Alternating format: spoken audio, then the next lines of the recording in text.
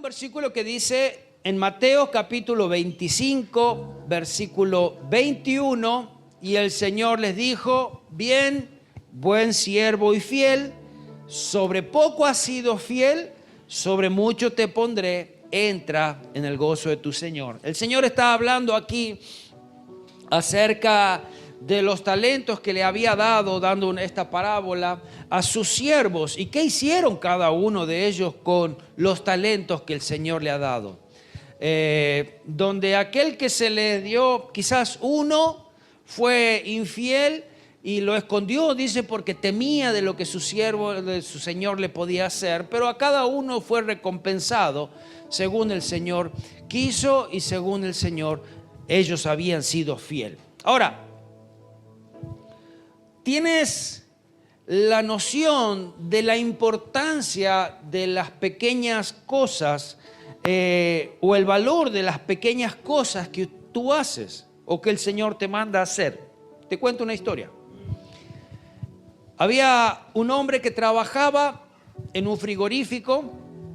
Cada día cuando él ingresaba a su trabajo, estaba allí el guardia, saludaba al guardia, le daba su buen día y al finalizar la tarea hacía lo mismo, salía y saludaba a ese guardia. Un día salían todos de trabajar y al guardia le llamó la atención: falta Juan, no me ha saludado todavía Juan.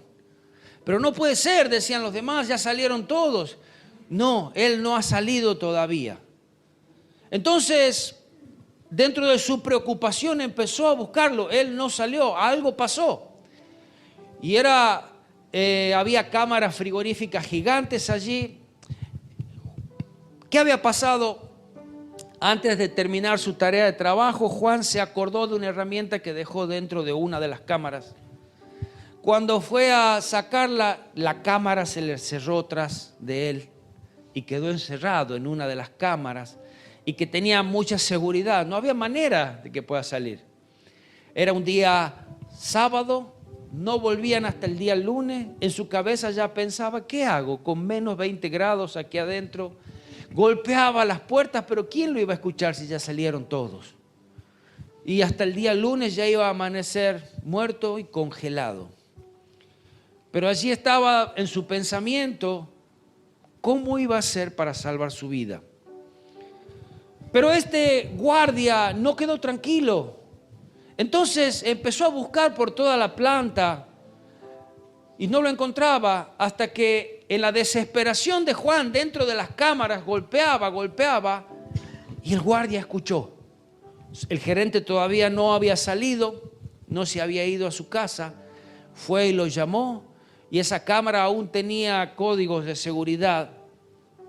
Abrieron la cámara y allí estaba Juan, agradecido a Dios por haberle salvado la vida y a este guardia también.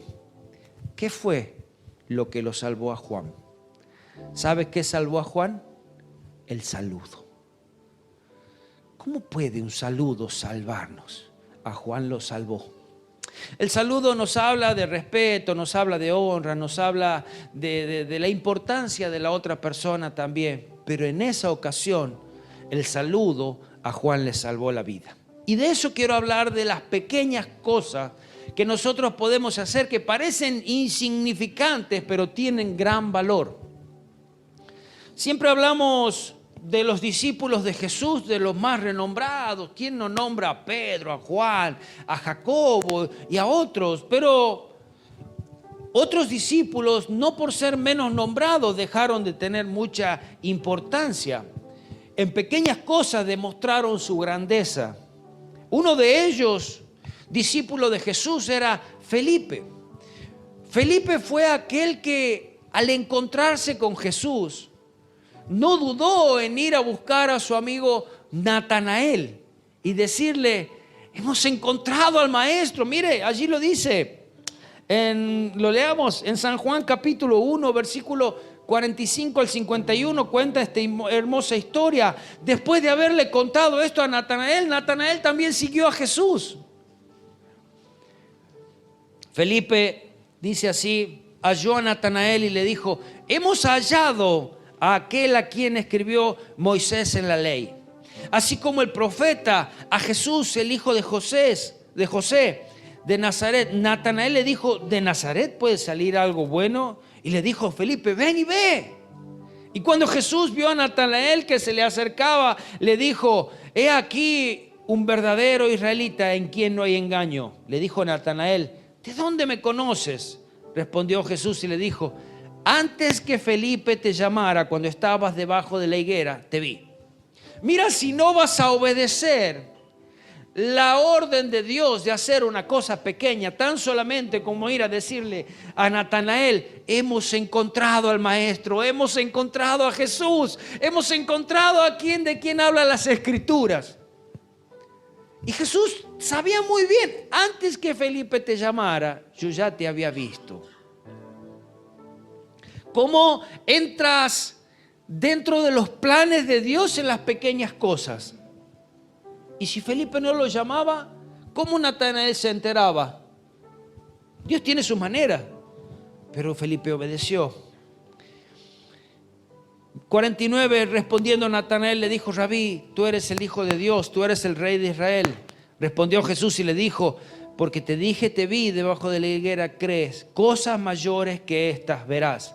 Y le dijo: de cierto os digo, de aquí en adelante veréis el cielo abierto, los ángeles de Dios que suben y descienden sobre el Hijo de Dios, sobre el Hijo de los hombres, perdón. Y allí Natanael comenzó a seguir a Jesús. ¿Sabe? Cuando decimos, pero son cosas pequeñas, fue Felipe que acercó a los gentiles a Jesús.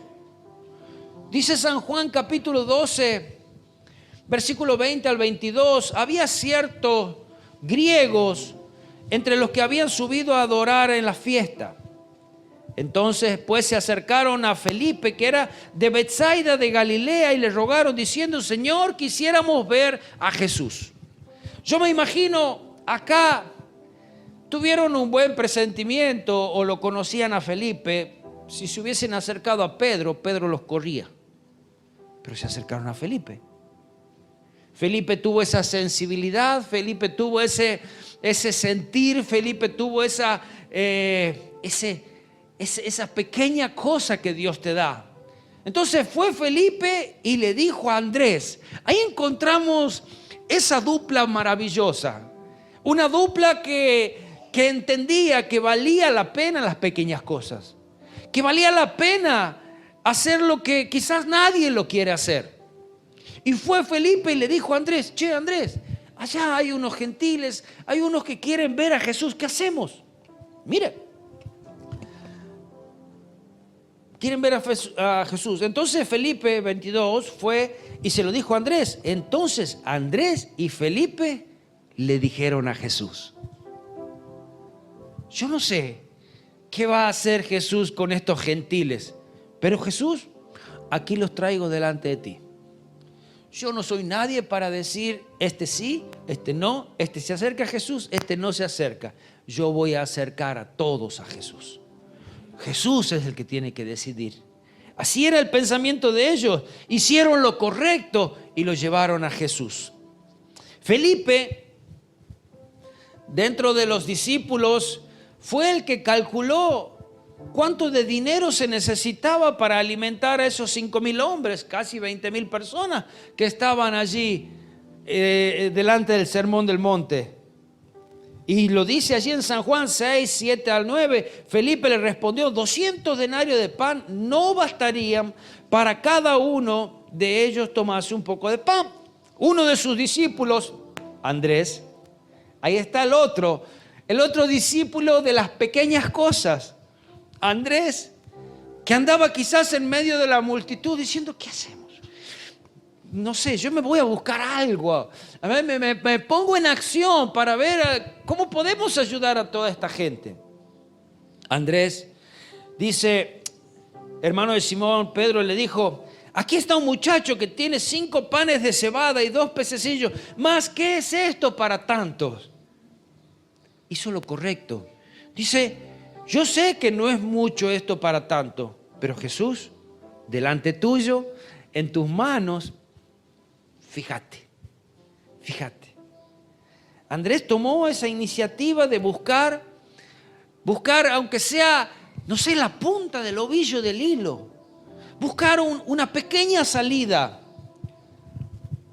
Y trajo a Jesús ese muchacho que tenía los 5 panes y 2 peces. No entendía cómo sería suficiente para alimentar a tantos, pero se lo ofreció a Jesús de todos modos. Hizo lo que sabía hacer. Hizo lo que deberíamos hacer cada uno de nosotros: llevar a Jesús lo poco, lo mucho. Llevar a Jesús lo que yo no sé. Llevar a Jesús lo que yo no puedo. Llevar a Jesús a aquel que tiene una necesidad. Llevar a Jesús a aquel que no sabe cómo hacer. Este Andrés fue un discípulo de Juan el Bautista. Fue uno de los primeros discípulos, o el primer discípulo que comenzó a seguir a Jesús. Y fue el primer discípulo en traer a otros a Jesús. ¿Recuerdan ese folletito que les di? Que decía Andrés 10 por 10. ¿Se acuerdan? Todos llevaron uno. ¿Anotaron algún amigo ahí? Siga orando por ellos. Dice en San Juan capítulo 1, versículo 40 al 42, Andrés, hermano de Simón Pedro, era uno de los 2 que había oído a Juan. Él lo seguía a Juan, era discípulo de Juan, y habían seguido a Jesús. Este halló primero a su hermano Simón y le dijo: hemos hallado al Mesías, que traducido es el Cristo. ¿Qué hizo él? ¿Qué hizo lo que cada uno de nosotros debería hacer cada día? Aunque parezca importante, yo sé quién puede ayudarte, yo sé quién puede salvar tu vida, yo sé quién te puede sanar, es Jesús. Yo sé a quién puedes seguir, es a Jesús. Yo sé que cuando no encuentras un camino, es a Jesús. Y dice, y lo trajo a Jesús. Y mirándole Jesús le dijo: tú eres Simón, hijo de Jonás, tú serás llamado Cefas, que traducido es Pedro. Esas pequeñas cosas que valen tanto en la vida. Andrés era un discípulo dispuesto a realizar la obra para la que fue llamado. Esa simple cualidad que debemos tener aún todos: la disposición. Esa simple cualidad que vale tanto, que es invaluable, especialmente cuando quieres seguir a Cristo. En un momento los discípulos de Jesús, cuando ya había ascendido, tenían una gran tarea. La iglesia había crecido. Tenían que reunir y darle de comer a las viudas, a los gentiles. La tarea se le hacía mucha. Ellos no sabían cómo hacer todo. Entonces decidieron: necesitamos personas que nos ayuden. Necesitamos personas que sirvan a la mesa. Este fue uno de los elegidos por los discípulos para que puedan hacer esa tarea. Nosotros no la podemos hacer solos, dijeron. Pero dice allí en Hechos 6, 3 al 5: buscad pues, hermanos, de entre vosotros a 7 varones de buen testimonio. Mira, y las cualidades de las que tenían que tener eran para servir a las mesas. ¿Cuántas veces nosotros hemos pensado: no, yo no estoy para servir a las mesas, yo estoy para algo más grande? Yo estoy como, no sé, como para predicar, yo ya debo ser renombrado o nombrado. ¿La pueden levantar? ¿La pueden tener la nena?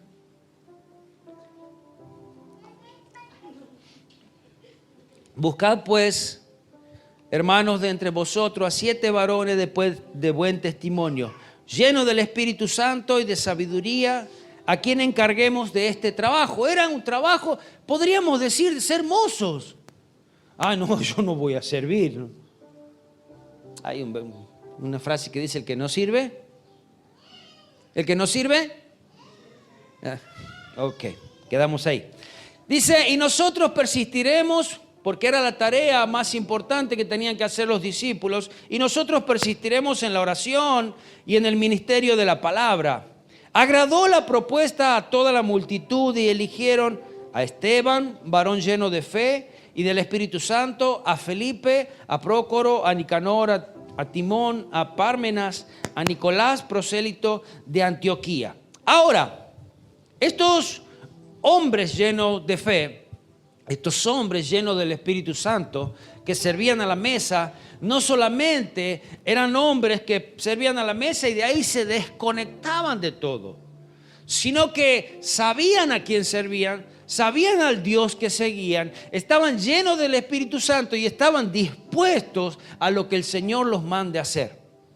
Ese mismo Esteban fue el que por predicar a Jesús lo apedrearon. Como dice en Hechos 7, 58 al 60, en un momento lo sacaron de la ciudad, dice, y echándole fuera de la ciudad le apedrearon, y los testigos pusieron sus ropas a los pies de un joven que se llamaba Saulo. ¿Cómo las cosas se comienzan a conectar? ¿Cómo este que servía a las mesas, pero estaba lleno del Espíritu Santo, ahora estaba marcando la vida de otro joven? De otro joven que en ese momento perseguía a la iglesia. De otro joven que era capaz de asesinarlo, porque me imagino que hasta habrá tirado alguna piedrita Esteban. Dice, y apedreaban a Esteban mientras él invocaba y decía, Señor, recibe mi espíritu. Casi utilizando las mismas palabras que Jesús. Así estaban apedreando a Esteban. No les tomes en cuenta. Y puesto en rodillas, dice, clamó a gran voz, Señor, no le tomes en cuenta este pecado. Y habiendo hecho esto, durmió.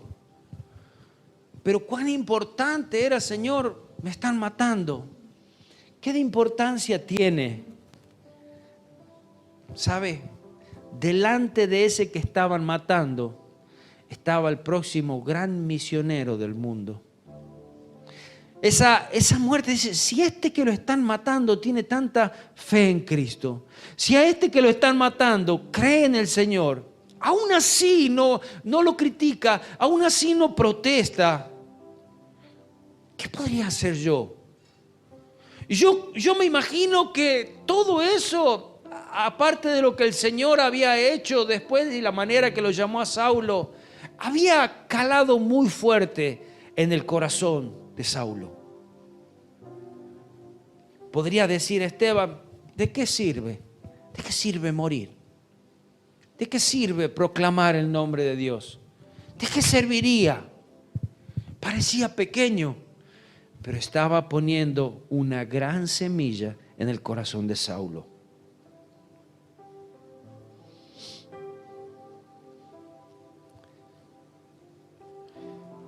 Cuando leía, otro de los que habían sido elegidos para servir a las mesas, que se les llamaba diáconos, era Felipe. ¿Se acuerdan? Casi el segundo que nombré era Felipe. A Felipe, este no es el mismo que era discípulo de Jesús. Este Felipe era evangelista. Le llamaban el evangelista o Felipe el diácono. Tenía una pasión por el evangelismo. Él surgió en esa gran persecución a la iglesia, a Jerusalén, y fue llevando ese evangelio a Samaria. Allí inició la iglesia. Este Felipe fue el que fue utilizado por el Espíritu Santo para evangelizar al eunuco etíope. ¿De qué sentido tiene? Te pondrás a pensar. ¿Qué valor tiene hablarle a una persona si no tienes idea de lo que hace cuando le hablas a una persona? Andrés no tenía idea que cuando le decía a su hermano Pedro le estaba diciendo, hemos encontrado al maestro. No tenía idea que Pedro iba a predicar a miles. el valor de las pequeñas cosas. Este eunuco era miembro de la corte de Candace, reina de Etiopía. Felipe encontró a ese eunuco sentado en su carro, leyendo el libro de Isaías, tratando de darle el sentido a las palabras del profeta. Felipe se acercó, le explicó. El eunuco aceptó a Cristo, fue bautizado. Ese eunuco fue salvo, recibió a Jesús. Y sabes que en Etiopía es uno de los países donde existe la mayor cantidad de cristianos. Más del 60% de la población profesa el cristianismo ortodoxo. Mira de importante. Hoy en día, aún hoy en día, posiblemente empezó con esa obediencia de Felipe de acercarse a ese carro y explicar la palabra del Señor al etíope. No tengas en poco lo que el Señor te manda hacer. No tengas en poco las palabras que tienes que decir.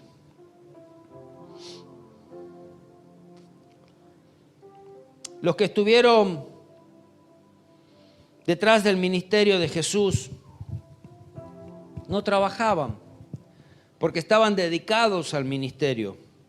Vivían de las ofrendas de mujeres agradecidas, mujeres que les servían. Imagina, cada uno sabe lo que se trabaja para una casa, para cocinar para 3, 4, 5. Esto eran mínimo 13 por comida para darle. Mínimo. Estas mujeres que quizás vendían sus joyas, sus pertenencias, que trabajaban extra para poder servir a Jesús y sus discípulos, para poder mantener ese ministerio. Pero cada uno de sus esfuerzos valió la pena. Aún hoy hay personas que con lo poco y con lo mucho que Dios pone en su corazón sostienen y mantienen ministerios en el anonimato. Aún hoy en día. Pero dices, pero no soy renombrado, no parece importante. Sí es importante, sí es importante. Y sabes, Dios tiene registrado muy bien cada una de tus acciones. Muchas de las historias de hombres usados por Dios son fundamentadas, ¿saben qué? En pequeñas acciones que las madres hicieron. Quizás el mensaje ahora se va tornando un poquitito hacia las madres. En la misma Biblia encontramos muchas historias de madres. Por algo el Señor las dejó registradas. Mujeres que fueron valientes, mujeres de oración, mujeres de perseverancia, de lucha, de fe, de amor. En el anonimato, pero fueron de gran importancia. La madre de Moisés, por ejemplo, ella se llamaba Jocabed, que significa Jehová es gloria. Era una mujer astuta y valiente. Tiene que haber sido muy valiente para poder expresar ese amor hacia su hijo. Fue tan valiente que desafió la orden y desobedeció al decreto de Faraón, junto con las parteras, de asesinar a todos los hijos varones, niños. Así que, mira, Dios usó a esta madre para salvar a Moisés. Y así de esa manera también salvar a toda la nación de Israel. Su astucia hizo que el niño sea recibido en la corte de Faraón, delante de Faraón. La hija de Faraón lo reciba. Fue asistido por su hermana y después de un tiempo dice, bueno, busque a la madre y que ella los críe. Durante 3 años lo crió. Durante 3 años le inculcó toda la fe judía, todo el amor hacia Dios. Fue sabia, fue valiente, fue prudente. Supo que su hijo valía mucho más que aún una orden. Una madre como Ana, una madre que ora, claro que vale la pena. Una madre que ni siquiera dentro de allí del templo el sacerdote le creía. Pensaba que estaba ebria. ¿Qué será que tiene esta mujer? Está ebria. Ana, en el silencio de sus palabras, puso su confianza en Dios y creyendo en su respuesta, creyendo que Dios era poderoso para responder. Una mujer que no podía tener hijos, que oró a Dios, que buscó a Dios. Después de haber orado, después de haber dejado su petición delante de Él, descansó con alegría, porque sabía en quién confiaba, sabía en quién había depositado sus oraciones, sabía en quién había depositado su confianza, sabía que era Dios el que gobernaba. ¿Sabe? Y el sacerdote le dijo: a esta altura, el año que viene, tendrás un hijo. Claro, era lo que ella pedía. Ahora, ella había hecho voto a Dios. Muy importante, una madre que cumple también sus promesas a Dios. Aún sin saber lo grande que este joven sería, que este muchacho, que este hombre sería delante de Dios. La importancia de traer delante de Dios y dejarlos en sus manos. Miren lo que dice así en la Escritura, 1 Samuel, capítulo 1, versículo 9. Dice: y levantó Ana después de que hubo comido y bebido en Silo, y mientras el sacerdote estaba sentado en la silla, Elí, junto al pilar del templo de Jehová, ella con amargura oró a Jehová y lloró abundantemente, e hizo voto diciendo: Jehová de los ejércitos, si te dignares mirar la aflicción de tu sierva y te acordares de mí, y no te olvidares de su sierva, sino que dieres a tu sierva un hijo varón, yo lo dedicaré a Jehová todos los días de su vida, y no pasará navaja sobre su cabeza. Así como cuando tú le haces promesas a Dios, Él la tiene bien en cuenta. Esas promesas que tú le haces a Dios debes cumplirlas, porque Él también las cumple. Volvió a los años con el niño en sus brazos. Ya había sido destetado y se lo entregó al sacerdote Elí. Nada más ni nada menos que Samuel. Samuel volvió, dejaron allí el templo, sirvió como sacerdote, se convirtió en el primer profeta, se convirtió en el último juez de Israel. Samuel, que deriva de las palabras que significa Shem, que significa nombre, y El, que significa Dios, el nombre de Dios. Mira, en 1 Samuel 26 al 28, ella dijo: oh Señor mío, vive tu alma, Señor mío. Yo soy aquella mujer que estuvo aquí junto a ti orando al Señor. Por este niño oraba y Jehová me lo dio. Me dio lo que le pedí. Yo pues lo dedico también a Jehová. Todos los días que viva será de Jehová. Y adoró allí a Jehová. Esta mujer que había pedido un hijo a Dios, que ella era estéril, que Dios se lo concedió. En el momento tenía que cumplir su promesa de dárselo. Y no se le habrá cruzado por la cabeza: el único hijo que yo pude tener y ahora se lo doy a Dios. Ya tuvo 5 más después. Dios es fiel. Me pregunto, ¿qué será de aquellos padres y madres que traen sus hijos al Señor, que lo presentan al Señor, que le piden al Señor que sea bendiciendo sus vidas y nunca más se acercan a Él? ¿Qué será? ¿Qué será? La historia, vemos cómo no sirve de nada traerlo al Señor y es como que le incumplimos al Señor. ¿Sabes? Si tú le dices al Señor, Señor, ayúdame a criarlo, tienes que venir a la iglesia, traerlo, ya que lo ofreciste. Y sabes, el Señor puede hacer de ese niño, de esa niña, un gran hombre, una gran mujer. Pero hay una gran tarea detrás de cada madre y cada padre también. Encontramos a María, madre de Jesús. Ella la pasó difícil, pero no por pasarla difícil dejó de obedecer al Espíritu Santo. Bendecida por Dios, creyente, sumisa, humilde. Una madre que sabía escuchar las promesas de Dios para sus hijos.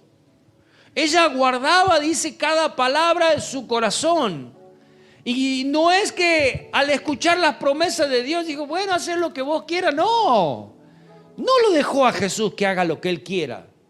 Ella lo llevaba al templo, ella le enseñaba de Dios, ella le enseñó, mostró el camino hacia Dios también. Ella retenía en su corazón todas las cosas que veía del niño, todas las cosas que escuchaba acerca de ese niño. Ella siguió creyendo, ella siguió actuando en consecuencia de la promesa de Dios para su hijo, para este niño que había tenido en sus brazos. Hizo lo posible para salvarle la vida porque buscaban para matarlo. Nada le fue fácil. Se ocupaba de su crecimiento tanto natural como espiritual como físico. Tenía una confianza inquebrantable. Ella fue una de las primeras que creyó en Jesús, en su ministerio, en su poder. Fue la que impulsó a este Hijo de Dios, fue la que impulsó a Jesús a este ministerio. Porque el primer milagro que registra la Biblia que Jesús hizo fue en sociedad. En San Juan 2, 3 al 5, estaba allí en una boda Jesús. Y dice que había faltado el vino, había sido invitado. Pero me imagino que María ya había visto varias cosas. Por algo le dijo, hagan lo que Él dice. Jesús aquí ya tenía 30 años. No digo que los hijos hoy se queden en la casa de los padres 30 años, ¿no? Juan 2, 3 al 5 dice, y faltando el vino, la madre de Jesús le dijo, no tienen vino. Jesús le dijo, ¿qué tienes conmigo, mujer? Aún no ha venido mi hora. Qué llamativo, porque aunque Jesús le decía, todavía no es mi hora, ella dijo, sí, ahora es. Le empujó. Aunque quizás nosotros como hijos muchas veces decimos, no, pero ahora no, mamá. Ahora, anda. Ahora lo tenés que hacer. Es ya, no es mañana, es ahora. Tan importante una madre, tan importante la sensibilidad de una madre. Todas las mujeres dicen que Dios le ha dado un sentido más que el hombre, ¿verdad? ¿Es verdad? Úselo para sus hijos, úselo en la presencia del Señor, úselo en su matrimonio. Dice su madre, dijo a los que le servían, haced todo lo que Él os dijere. Y allí fue el primer milagro registrado en sociedad. Y allí también comenzó el ministerio de Jesús. Como así también estuvo en uno de los momentos más duros de la vida de Jesús. Dice que cuando Él estuvo crucificado, ella estuvo allí a los pies de esa cruz. Lo acompañó durante todo su ministerio. No le dijo, vos servís a Jesús, ahora voy a andar, encárgate. No, lo acompañó, estuvo en todo su ministerio.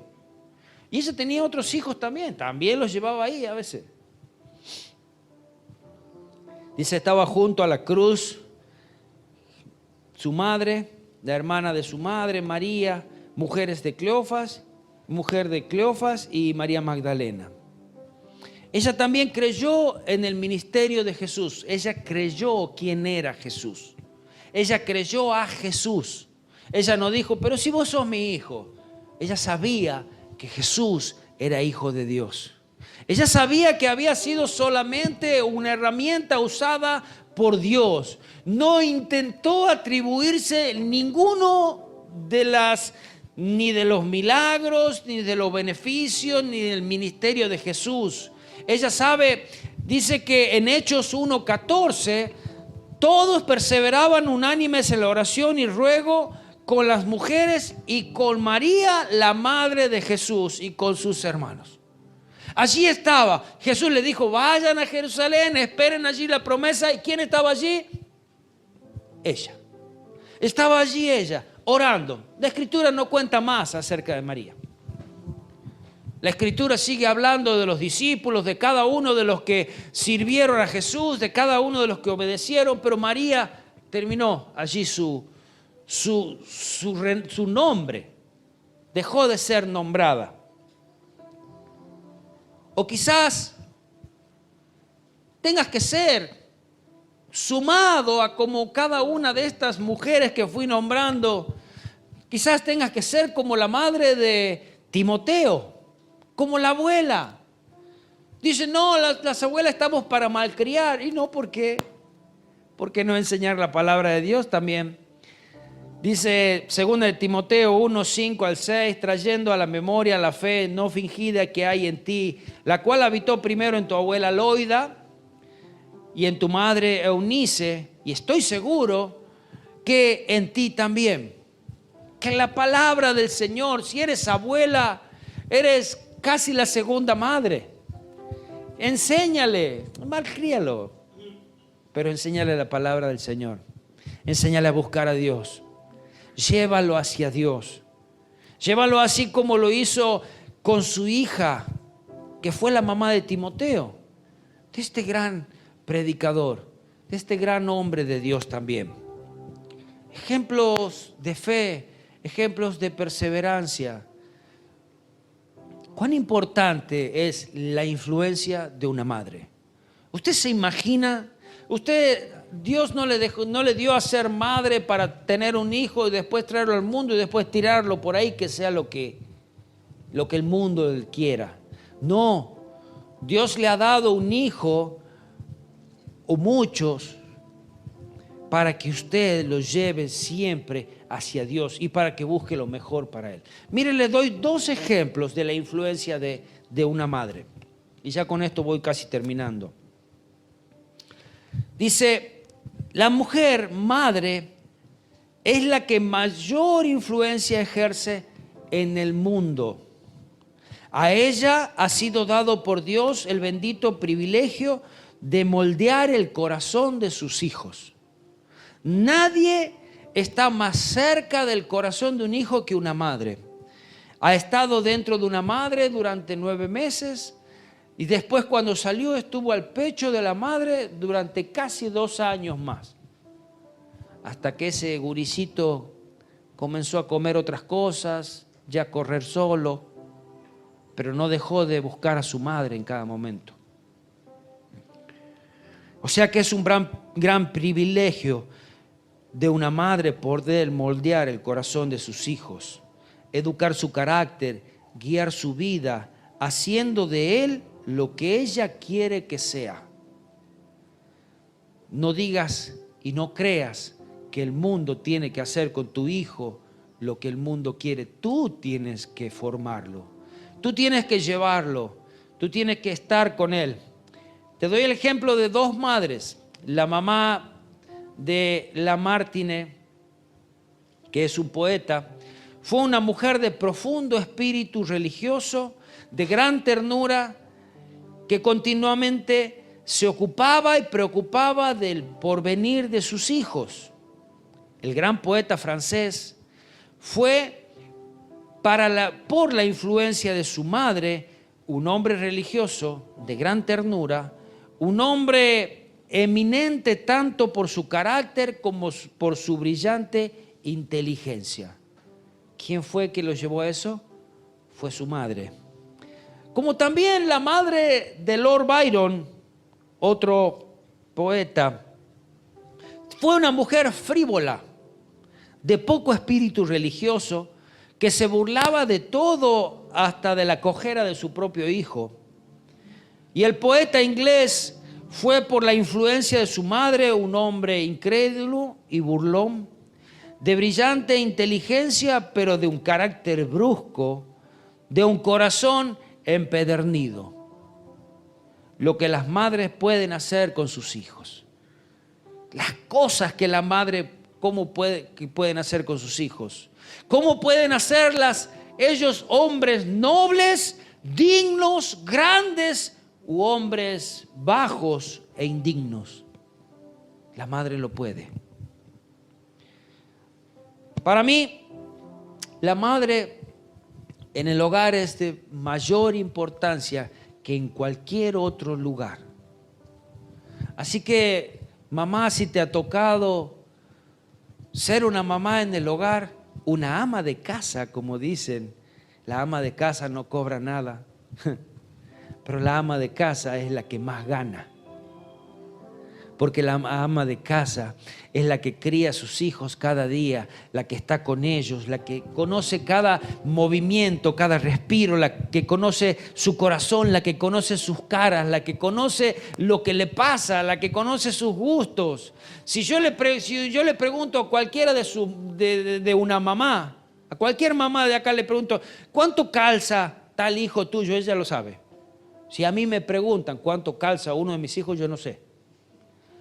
¿Qué ropa? ¿Cómo saber el talle de una ropa? No sé.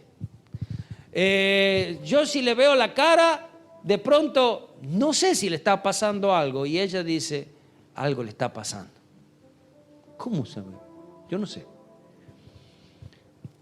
Así que una mamá en un hogar es aquella que puede recibir el primer abrazo volviendo de la escuela. Es quizás despertarlos por la mañana, hacer el desayuno, prepararle la ropa, llevarlo al jardín, buscarlo, no sé, preparar el alimento para sus hijos de la mejor manera y con el mayor amor. Porque no es lo mismo un alimento preparado por mamá que una vianda comprada en una casa de comida. Es tan importante una mamá en el hogar.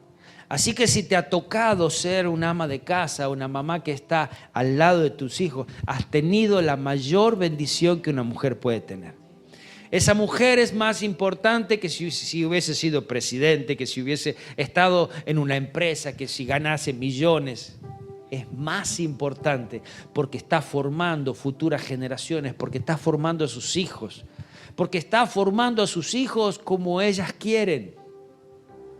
Así que tus hijos van a ser el reflejo de lo que tú hiciste con ellos. Mamá, te digo algo. Tú estás criando a un hijo de Dios. O sea, no puedes ser menos que María, o que Ana, o que la mamá de Moisés. Si crees que ella fue afortunada, bendita, tú también lo eres. Tú eres una mujer bendita. Estás criando un príncipe, estás criando una princesa. ¿Puedes llegar a entenderlo? ¿Puedes llegar a comprender eso? No sabes. No sabes si tu hijo o tu hija va a llegar a ser el próximo hombre o mujer de Dios. O si será el hombre o la mujer que Dios utilizará para salvar a tu familia o a la nación. O será aquel que inventará una vacuna, un gran médico, el próximo pastor, próximo músico, un poeta, un escritor. No sabes. Pero tú tienes que formar, tú tienes que estar. Ahora, cuando pienses que las cosas que hiciste son pequeñas, recapacita, porque no han sido pequeñas. Cada mate cocido, cada comida, cada disciplina, cada abrazo, cada acto que lo acompañaste, cada maqueta que hiciste, cada vez que le planchaste o le lavaste la ropa, cada acto que nadie lo vio, ha sido tan importante para la vida de tu hijo, para la crianza de tus hijos y para el futuro de tus hijos. No bajes, No bajes la vara. Tus hijos y las próximas generaciones te lo agradecerán. Sigue haciendo lo que Dios te ha llamado a hacer. Amén. Amén. Así que feliz día, mamá. Póngase de pie. Si tiene su mamá cerca, abrácela. Si su mamá no está cerca, abrace a una de las madres que están en este lugar. Vamos a orar por ellas. Vamos a rogar a Dios que las bendiga, que las llene con su espíritu. Vamos a rogar que también los padres seamos aquellos que puedan acompañar esto, ¿no? Y si están aquellos músicos, me ayudan a cantar también. Señor, hoy estamos delante de ti. Gracias, gracias por cada madre.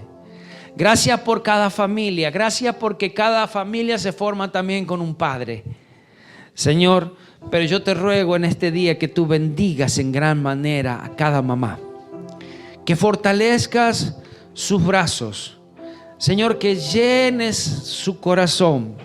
Ese corazón que ha sido tan grande con amor y lleno de amor siempre.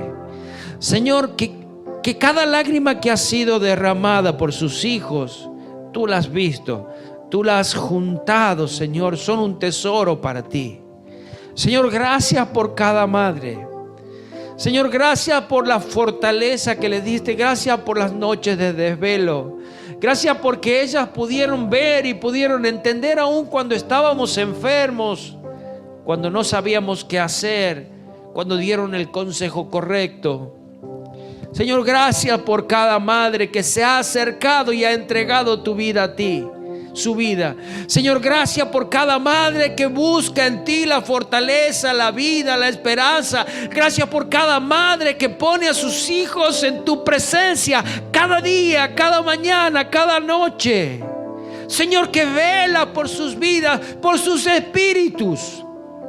Gracias, gracias Señor por cada madre. Señor, yo te ruego que las fortalezcas, que le des salud. Señor Jesús, que sus ojos puedan ver que sus oraciones no han sido en vano. Señor Jesús, que tú muestres y que ellas comiencen a ver el propósito de Dios para sus vidas y para la vida de sus hijos y las próximas generaciones. Gracias, gracias por cada madre, aunque no sea mía, Señor, yo sé que ha estado orando también. Señor Jesús, gracias por las madres que has puesto en esta congregación, que aún son madres de otros hijos también, porque Señor han entregado su vida para otros. Señor, han puesto sus vidas en sus oraciones delante de ti, Señor, a favor de otro. Señor, llénalas con tu espíritu, guárdalas, bendícelas, llénalas de tus favores, de tus misericordias, Señor. Señor, gracias por ellas y guárdalas en cada momento, en el precioso nombre de Jesús. Amén, amén y amén.